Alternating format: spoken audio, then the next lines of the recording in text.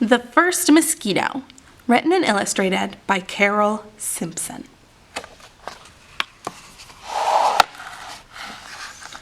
When the world was new, wild animals roamed, and only a few villages edged the rivers of the Pacific Northwest.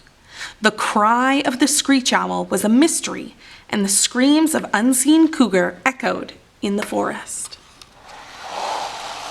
Mother Bear searched for food, and the call of wolf haunted the stillness. The people always celebrated their harvests. After they had hung their fish to dry and eaten their fill of salmon, they gathered in the firelight. The elders told amazing stories of mythical creatures, and the children listened and believed. "You must honor Thunderbird," Yax told his little sister Sook, "and he will help in times of trouble." And as Yax said this, Thunderbird clapped his giant wings and the ground shook.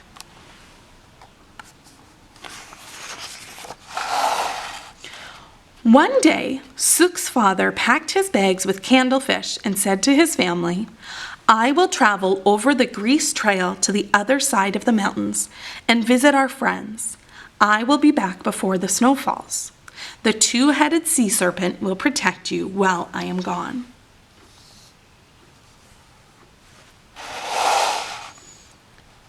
Sook's father had far to travel when he traded goods from the sea with the people on the other side of the alpine peaks. Mountain Goat protected this trail. It was said that he sent rocks tumbling down upon greedy men. Sook's father was a kind and generous man and did not have anything to fear. He had always treated Mountain Goat with respect. Yax wanted to follow his father and ran after him down the trail, but Sook caught up with him and said, "Yax, you cannot leave Mother and me." Yax was annoyed by his sister. On their way back home, he tried to frighten her. He said, "There is a wild woman in the woods." "I am not afraid," Sook boasted. Grandfather had taught Yax to make spears. "They will fly straight and far," said Grandfather. Every day, Yax practiced throwing his spear.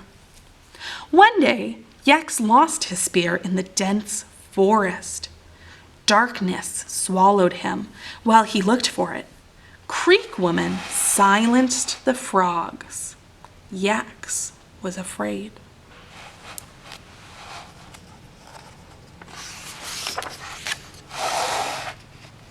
That night, Mother paced the floor inside the lodge. Yax had still not come home. The wise mouse woman squeaked through a hole in the planks. "Beware of the blood-sucking monster," she said to Mother. Then the mouse woman whispered to Sook, "Remember, the wild man of the woods loves to eat cockles above anything else." Mother ran out into the storm. "What have you done with my son?" she cried to the weather. The clouds said nothing, but the wind replied, "Your son is lost." Mother was sure that the blood-sucking monster had taken her boy. She vowed to rid the forest of the giant beast forever. Yax had found shelter under an old dead log and fallen asleep. He awoke when he heard a crunching noise. He lay very still and slowly opened his eyes.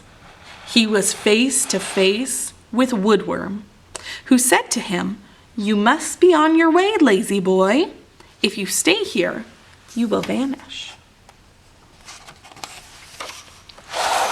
Meanwhile, Mother had left the dark forest and built a giant bonfire on the beach.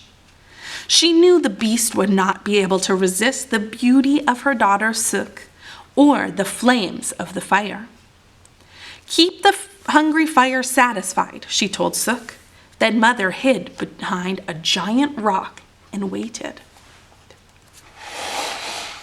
Sook remembered the warning of the mouse woman. She placed a bowl of cockles in the path to attract the wild man. She asked Thunderbird to send lightning snakes to flash through the night sky.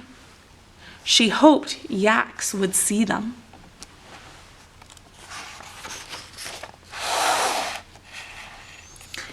Yax saw the lightning snakes explode in the west, and then saw the glow of the firelight in the night sky. With its radiance to guide him, he wove his way down the trail toward the fire. Yax could hear something following him. Looking over his shoulder, he saw the wild man of the woods in the shadows.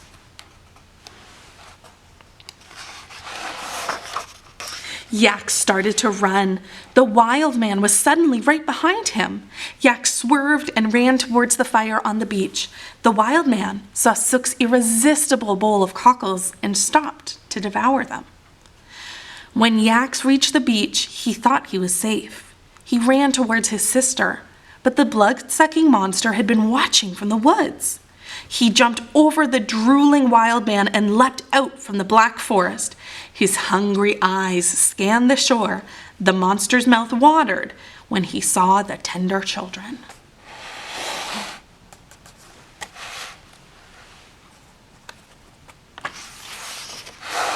The blood-sucking monster rushed down the beach toward the fire. In horror, Yax and Sook turned to run, but Mother rushed out from hiding. She surprised the monster and pushed him into the flames.